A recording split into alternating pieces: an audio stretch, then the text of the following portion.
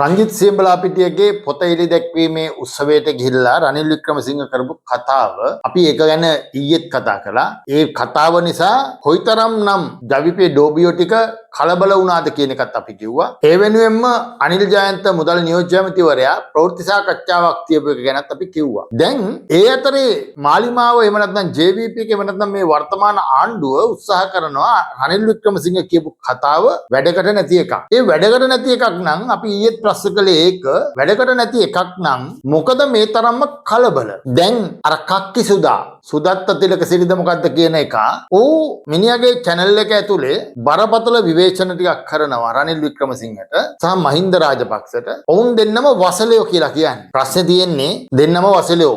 හරි අපි බාරගමුක එක.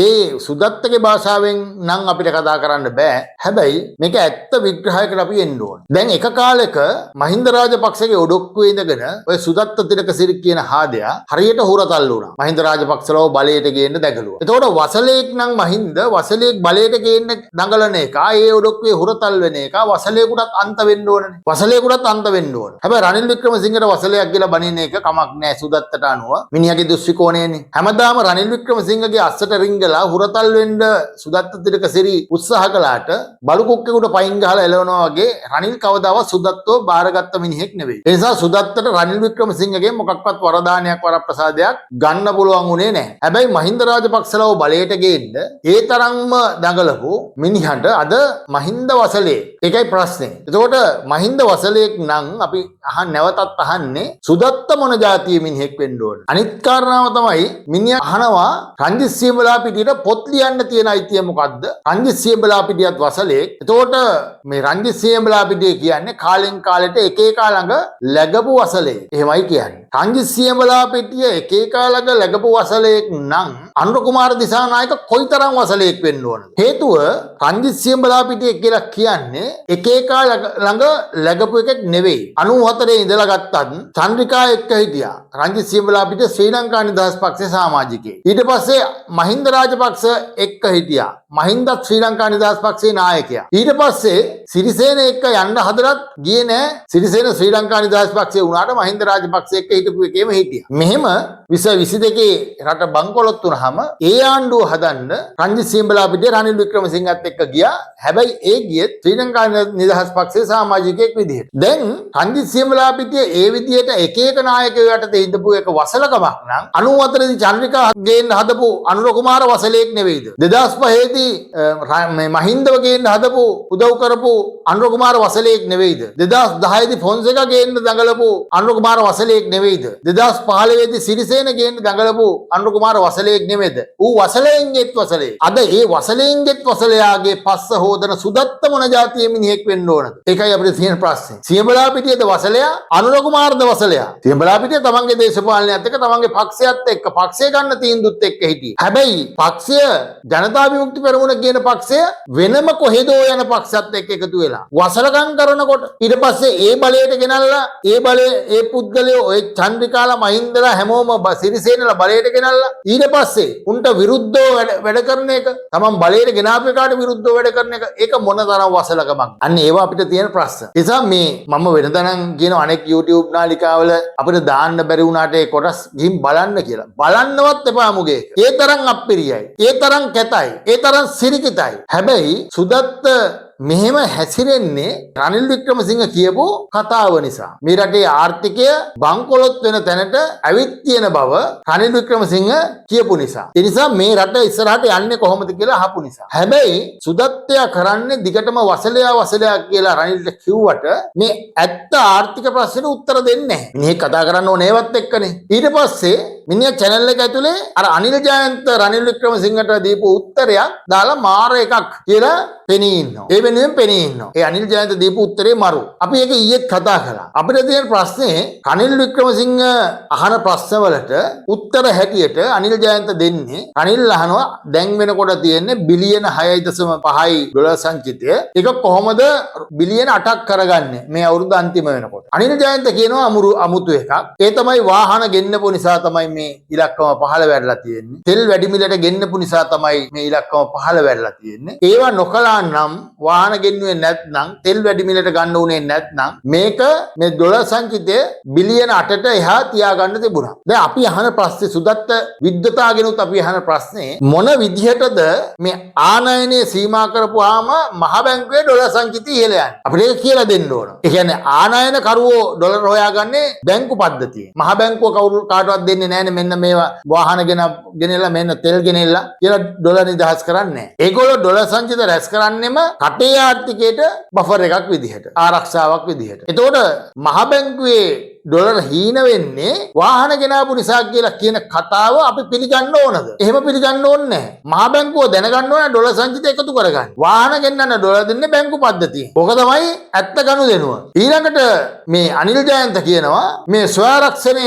රැකගන්න ඒගොල්ලෝ ආයෝජකයෝ කැඳව ගන්නවා. දැන් කැඳවගත්ත ආයෝජකයෝ අපි ඊයේත් ඇහුවා ඒ ප්‍රශ්නේ. දැන් තියෙන ප්‍රශ්නේ අපිට අර මේ ආණ්ඩුව බලයට ආව අලුතම ඔබට මතක ඇති වසන්ත සමරසිංහ දෙරණ රූපවාහිනියේ මට මතක විදියට වැඩසටහනකට ඇවිල්ලා විරුද්ධ පක්ෂයෙන් කංචන විජේසේකරත් හිටියා. එතකොට කියනවා තෙල් සම්බන්ධ ඉන්ධන සම්බන්ධයෙන් ලංකාවේ ආයෝජනය කරන්න සමාගම් 3ක් එකඟ වෙලා ඉන්නවා. කංචන ඇහුවා කවුද ඒ සමාගම්? මොනවද ඒ රටවල්? වසන්ත කිව්වා ඔයාට ඒවා කියන්න අපි බැඳිලා නැහැ කියලා. දැන් එන්න ලෑස්ති ඔයාට ඒවා කියන්න බැඳිලා නැහැ කිව්වා. කංචන කිව්වා නෑ මං කන් දෙක වහගන්න. මේ රටේ මිනිස්සුන්ට හෙන්න කියන්නකෝ. වසන්ත ඒත් කිව්වේ නැහැ. හැබැයි අද තව වෙනකන් දැන් අවුරුදු 2ක් ගෙවිලා තියෙනවා ඔය කියන සමාගම් ආවෙත් නැහැ. එහෙම සමාගම් ආවේ නැහැ. ආයෝජකයෝ කවුරුත් ආවෙත් නැහැ. හැබැයි අනිල් ජයන්ත කියනවා අපි ආයෝජකයෝ ගෙනල්ලා ඩොලර් සංචිතය වැඩි කරගන්න රැස් කරගන්න කටයුතු කරනවා. සුදත්ත ඔළුවව නැලා කියනවා ඔව් ඔව් ඒක තමයි. ඇයි මේක ගොනානේ. මූ මේ ආර්ථිකය ගැනවත් මොන මගුලක් ගැනවත් දන්න එකෙක් නෙවෙයි. ඌ උපතින්ම ගොනා පුතා. හැබැයි මිනිහා කියන්නේ රනිල් වික්‍රමසිංහ උපතින් වසලෙක් කියලා. මැරෙන තුරත් රනිල්ට වසලෙක්. ඇයි බුද්ධ දේශනාවේ තියෙන්නේ උපතින් කිසිවෙක් වසලෙක් වෙන්නේ නැහැ කියලා. බුද්ධ දේශනාවේ තියෙන ක්‍රියාවෙන් තමයි වසලෙක් බවට පත් වෙන්නේ. ඒතර උපතින් වසලෙක් නොවි ක්‍රියාවෙන් වසලෙක් වෙන එක තමයි බුදුරජාණන් වහන්සේ දේශනා කළේ. හැබැයි සුදත්තය කියනවා රනිල් වික්‍රමසිංහ උපතින්ම වසලෙක්. රනිල් උපතින් වසලෙක්. දැන් මුන්ට අනුව මේ බුදුබණ කොහෙද තියෙන්නේ? දැන් ඇත්ත කතාව ගත්තාම උපතින්ම වසලෝ නෙවෙයි ක්‍රියාවෙන් වසලේ බවට පත් වෙච්ච උන් තමයි සුදත්තලා අනුර කුමාරලා සහ ඔය JVP නඩේ. උන් තමයි ක්‍රියාවෙන්ම වසලේ බවට පත් වෙලා තියෙන්නේ. සුදත්ත කියන විදිහටම අනුර කුමාර වසලෙක්. වසලෙන්ගෙත් වසලෙක්. 94 ඉඳන් එක එකාට පස්ස දීපු එකේ. ඒ ඌ වසලෙක්ම වෙන්නේ බෑ. එතකොට සුදත්තත් එහෙමයි. ඌ හැරෙන පැත්තට ගිහිල්ලා දඟලපු එකේ. ගෝඨාභය කියන්නේ සින්දු හදලා ගෝඨාභයට විරුද්ධව අරගලේ ඉඳලා දැන් අනුරයට කඩේ යනවා. ඉස්සර මහින්ද ගාව ඇඹරෙනවා. තනතුරු තාන්නමා නිල්ලනවා. උඹ තමයි නියම වසලයා සුදත්ත. අනිත් එක මේ අනිල් ජයන්ත කියනවා මේ විපක්ෂයට එහෙම නැත්නම් රනිල් වික්‍රමසිංහට බැයිලු මේ රටේ ආර්ථික වර්ධනයක් නැහැ කියලා කියන්නේ අඩුයි කියන්නේ. දත්ත දිහා බලපුවාම අඩුයි තමයි. මේ 5% ආර්ථික වර්ධන වේගයක් තිබුච්ච රටක් මේක. අද කීයද තියෙන්නේ? එක් ගමන් අනිල් ජයන්ත කියන උද්දමනය පාලනය කරගන්න බෑ කියලා එහෙම කියන්න බැරිලු. බෑ තමයි. රට බාර ගන්නකොට ඍණ උද්දමනයක් ඒ කියන්නේ අවදමනයක් තිබුණේ. අද කීයද? 106ක් ඉක්මවලා ගිහිල්ලා. මේ පාලනය කරගන්න බෑ තමයි. රාජ්‍ය මූල්‍ය කළමනාකරණය නිසියාකාරව කරේ නෑ කියන්න බැරු. නෑ තමයි. ඔය කිසිවක් කරලා නැති නිසා තමයි ඩොලර් එක 340 දක්වා ගියේ. මේ 292කට තිබිච්ච ඩොලර් එක මාස කිහිපයක් ඇතුළත 350 ඉක්මවා ගිහින් යාන්තම් මේ ගැට ගහගෙන 340 ගැට ගහගෙන ඉන්නවා. එතකොට මොනවද මේ සුදත්තයවත් අනිල් ජයන්තවත් මොනවද මේ රටේ ආර්ථිකය ගැන දන්නේ? ඒ නිසා මේ රටේ ආර්ථිකය යන ගමන් මග දිහා බලලා තමයි රනිල් වික්‍රමසිංහ එදා සියඹලාපිටියේ උත්සවයේදී මේ අර්බුදය ගැන කිව්වේ. කිව්වහම රිදුණනේ මාර රිදිල්ලා. මාර රිදිල්ලා. ඒ රිදිල්ල කොච්චරක්ද කියනවනම් මේ සුදත්තයට විතරක් නෙමෙයි රිදුනේ. සෝෂල් මීඩියා කරන අනිත් උන්ටත් රිදුනා. ලොකුම රිදිල්ල රිදුනේ අනුර කුමාරට. ඇයි ඒ? අනුර කුමාර දැන් තීරණයක් අරගෙන තියනවලු හැම දිස්ත්‍රික්කයකම ජනහමු තියන්න. ලබන සැප්තැම්බර් 5 වෙනිදා පළවෙනි ජනහමුව කළුතර දිස්ත්‍රික්කයෙන් පටන් ගන්නවා. කොට්ටාච්චි නම් කියනවා ඡන්දෙකුත් නැහැ. පළාත් සභා තියන්නෙත් නැහැ. දැන් ඡන්දත් නැත්නම් පළාත් සභා තියන්නෙත් නැත්නම් කඩිමුඩියේ ජනහමු මොකටද? ඒ තමයි අර රනිල් කරපු ප්‍රකාශයට හිරිවැටුණා මුන්ගේ. රනිල් කරපු ප්‍රකාශයට හිරිවැටුණා. එමුන් දන්නවා මේක ඇත්තක්. අර බැසිල් රාජපක්ෂලා කබ්‍රාල්ලත් ඔය විදියටම 2022 දී රනිල්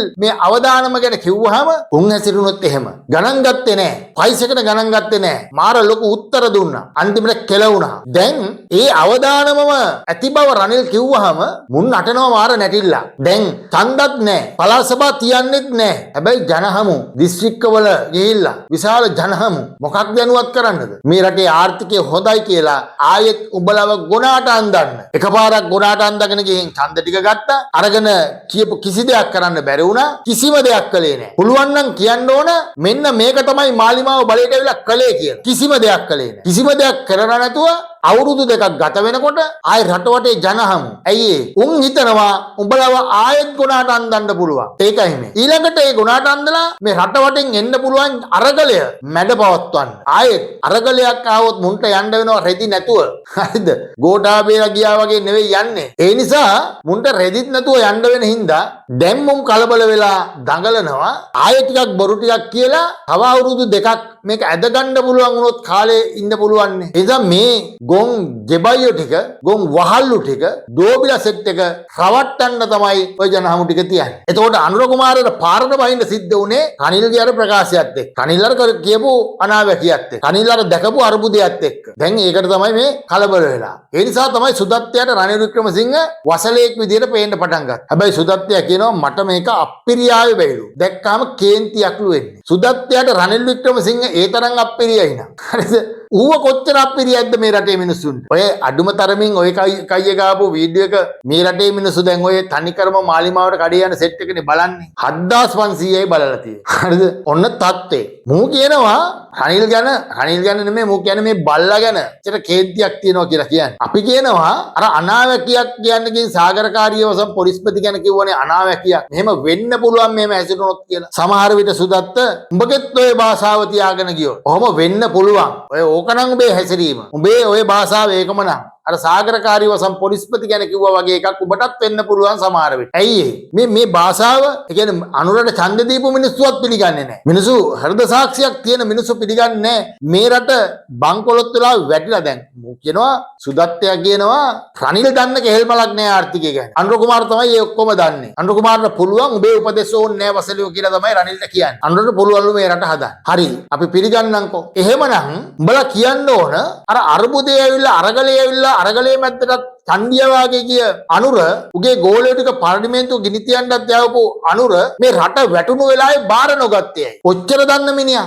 ඔය තරම් වැඩකාරයා. ඉතින් බාර ගන්න තිබුණානේ. බාර අරගත්තා නම් අර පින් ජනාධිපති කියන රනිල් වික්‍රමසිංහ එන්නේ නැහනේ. දැන් මේ වසල සුදත්තයා කියනවා ඌ කියනවා රනිල් වික්‍රමසිංහ මේ රට බාර අරගෙන ඒ ගෙනාවු අවුරුදු දෙක රට විනාශ වුණා. රට විනාශ වුණා කියලා කියන්නේ. එතකොට මේ අවුරුදු දෙක පින් රනිල්ට යන්නේ නැහනේ මූ බාර ගත්තා. අනුරේ ඇයි මගහැරියේද? අනුර බාරගත්ත නම් පින් ජනාධිපති කෙනෙක් නෑ. පිනට රනිල් හම්බ වෙන්නේ එන්නේ නෑ. ඒ අවුරුදු දෙකේ රනිල් විනාශ කරපු රට බේර ගන්න තිබුණා. ඇයි බාර නොගත්තේ? දැන් මේවට තමයි මේ වසලේ උත්තර දෙන්න ඕන. මේ සුදත්ත කියන වසලේ මේවා කියන්න ඕන. කොහොමද මිලියන 20ක් තිබිච්ච රටේ ඩොලර් සංචිතය මිලියන 6200ක් දක්වා රනිල් වික්‍රමසිංහ අවුරුදු දෙකකදී වැඩි කළා. මේ සුදත්ත කියන වසලයට ඒක තේරෙන්නේ නැහැ. ඌට ඒක තේරෙන්නේ නැහැ. හැබැයි ඌ කඩේ යන වසලෙන්ගෙත් වසලයා වෙච්ච අනුර කුමාර ඌ මොකද්ද කළේ? ඌ කළේ අවුරුදු දෙකක් ඇතුළතදී රනිල් වික්‍රමසිංහ මිලියන 20 ඉඳලා මිලියන 6200ට ගෙනාව ඩොලර් සංචිතය වසලෙන්ගෙත් වසලයා වෙච්ච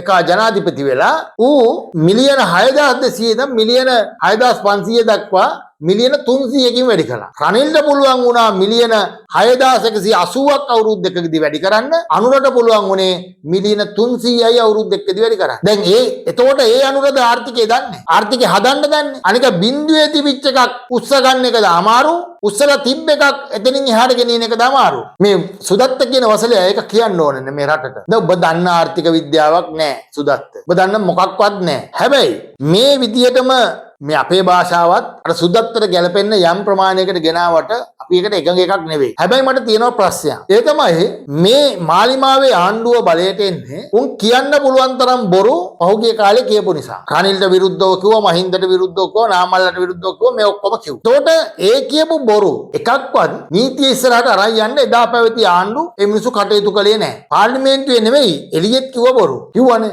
කිසිවකට නීතිය ක්‍රියාත්මක කළේ නැහැ. අද මේ ආණ්ඩුව මිනිහෙකුට ඉස්පිල්ලක් පාපිල්ලක් වරදිනකම් බලාගෙන ඉන්නේ. අධිකරණයට අරන් යන්නේ. අත්අඩංගුවට ගන්න. එහෙමනේ මේ බලාගෙන ඉන්නේ. එතකොට ඒ බලාගෙන ඉන්න එකයි හොඳට තේරුම් ගන්න ඕන. දැන් අද මිනිහෙකුට අකුරක් වරදිනකම් බලාගෙන ඉන්නවා නීතිය ක්‍රියාත්මක කරන්න. හැබැයි එදා මතාම බොරු කියද්දිත් මේ රටේ නීතිය ක්‍රියාත්මක කරේ නැහැ උන්ට.